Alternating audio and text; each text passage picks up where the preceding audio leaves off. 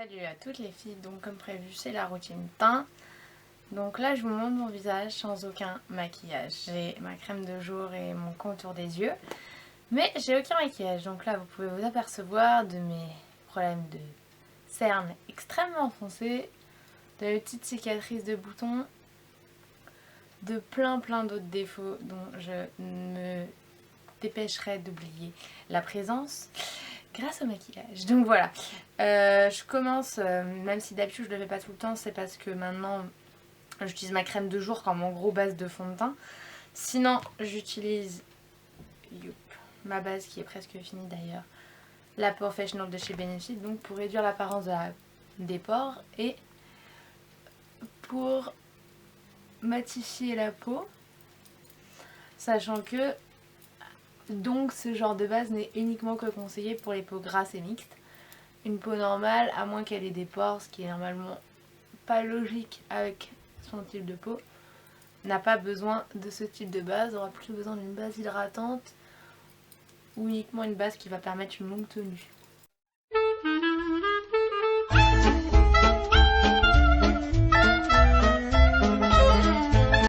Mon fond de teint, comme je l'ai déjà dit, même si j'ai fait une vidéo sur mon fond de teint préféré, c'était un bourgeois. Mon fond de teint de tous les jours, matifiant et tout ça, c'est le Matte Velvet Plus. Je l'ai en deux teintes, je l'ai en 35 et en 25, et en ce moment je mets la 25 même si c'est trop clair. En fait au niveau quand je le poudre, ça leur donne quelque chose de beaucoup plus similaire au reste de mon visage. Voilà. Pour appliquer le fond de teint liquide, moi ce que je fais c'est que j'utilise toujours un pinceau tapoteur, blurring, buffing, ça comme vous voulez. Là c'est l'Optical Blurring Brush de chez Urban Decay, sachant que je l'intervalle avec mon Real Techniques Expert Face Brush, puisque quand il y en a un sale au moins j'en ai toujours un de backup.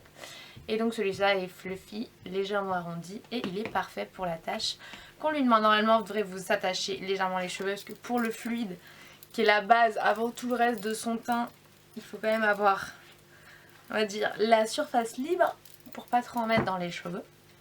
Donc vous mettez, enfin c'est un tutoriel de comment moi je le fais même. Moi ce que je fais, je le mets sur la main, hop, et je me fais une petite goutte sympathique.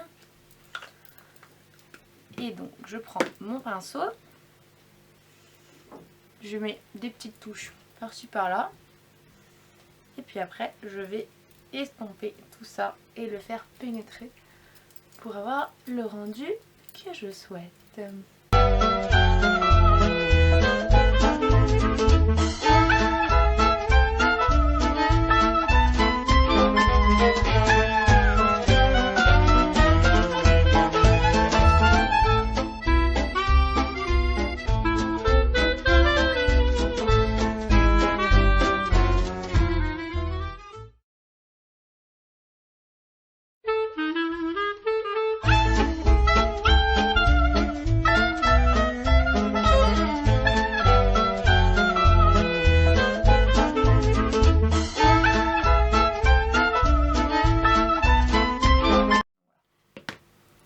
Donc ensuite ce que je fais c'est que je poudre mon teint. Avant de passer à l'anti-cerne, je le poudre avec cette poudre que j'ai depuis un bail, la Almay Line Smoothing Powder en light medium.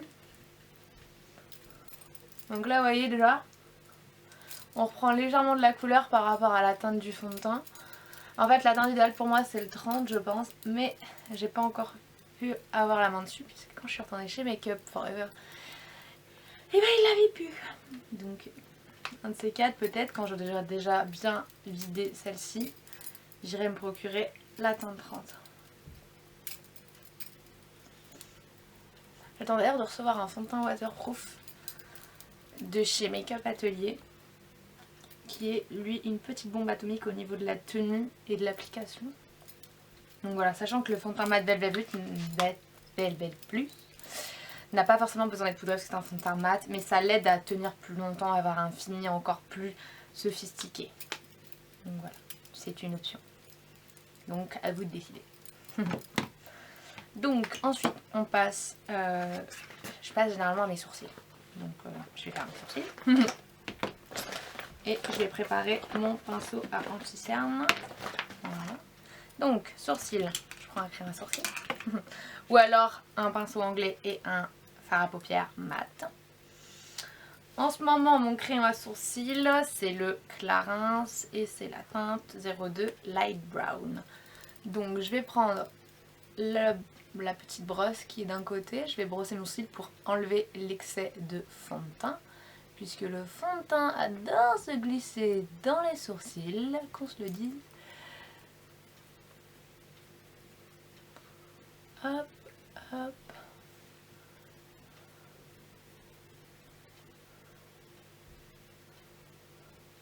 Voilà. Après vous avez le pinceau tout plein de fond de teint, la petite brosse. Vous prenez votre sourcil, sachant que mieux vaut qu'il soit taillé. Pas trop non plus, sinon vous allez vous faire mal. Sinon, voilà, moi c'est comme ça que je fais tous les matins.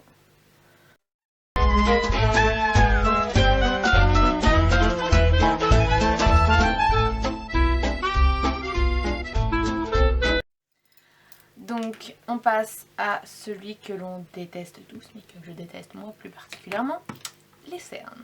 Donc, pour faire mon anti-cerne, j'utilise ici l'anti-cerne Make Up For Ever Full Cover qui va me permettre de camoufler les zombie eyes. Et bon, par contre, moi, ma teinte de Full Cover, qui est une crème de camouflage extrême waterproof, c'est la teinte numéro 7. Donc, je vous montre. Pour mon petit, c'est un petit tube qui se presse et je fais des petites pointes comme ceci, plus ou moins denses. Également de l'autre côté. Je mets quand même beaucoup de matière, hein. C'est le but quand même que j'ai de quoi travailler. Surtout qu'au pinceau, on a tendance à perdre de la matière au passage. Donc là, c'est vraiment ça. Et je vais vous rapprocher la caméra. Donc, je prends mon pinceau à anti-cerne Zoeva 142 Concealer Brush. Si vous vous demandez c'est quoi ce pinceau, c'est quoi cette marque, je vous en parle prochainement. Je tourne juste après la vidéo sur ces pinceaux miraculeux et pas shade. Et donc c'est un petit pinceau arrondi très dense. Et donc avec ça, je vais faire fondre mon anti-cerne. Sachant que, je tiens à vous le préciser, le full cover c'est comme les aqua cream. Il faut les travailler super vite une fois qu'on les a appliqués. Sinon après ils ne bougent absolument plus.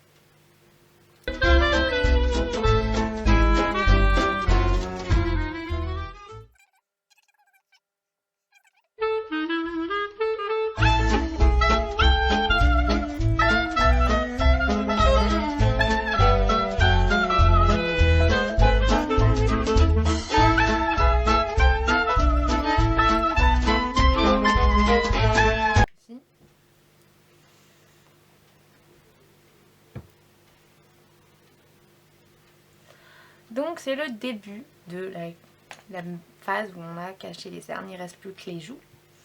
Et puis on aura fini pour la routine teint, voilà. Alors maintenant on va passer aux joues. Donc pour cela je fais toujours mes joues en 3 étapes. Contouring, blush and highlight. Donc 3 pinceaux. 2 Zoeva, juste ici, donc la Face Shape et la Luxe Sheer Brush.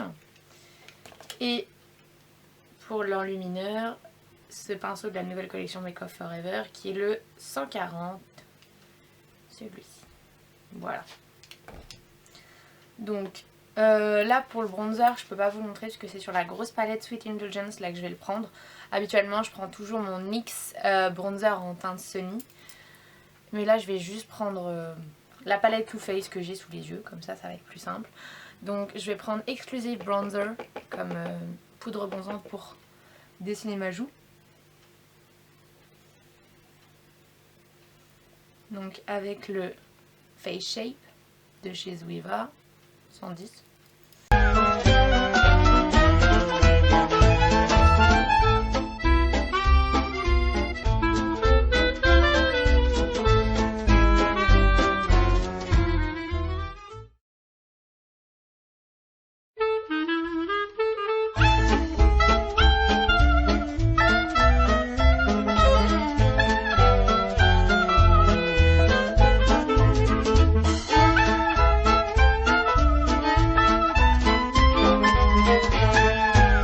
Ensuite, vous pensez à un pinceau anglais ou un pinceau dense, plat, par exemple le Elf Poudre Blush, un pinceau anglais, le pinceau de votre choix pour appliquer le blush également de votre choix. Un des blushs, je vais prendre ce corail irisé ici, donc avec notre Luxe Sheer Cheek Brush. Donc par contre, voilà, avant justement j'utilisais le pinceau poudre blush de chez Elf, et justement le pinceau poudre blush de chez Elf est beaucoup plus dense, ce qui fait qu'il applique le blush de manière beaucoup plus, on va dire, concentrée. Donc c'est vrai que là, vu que c'est moins dense, j'ai pas l'habitude, donc je mets plus de temps à appliquer mon blush par contre.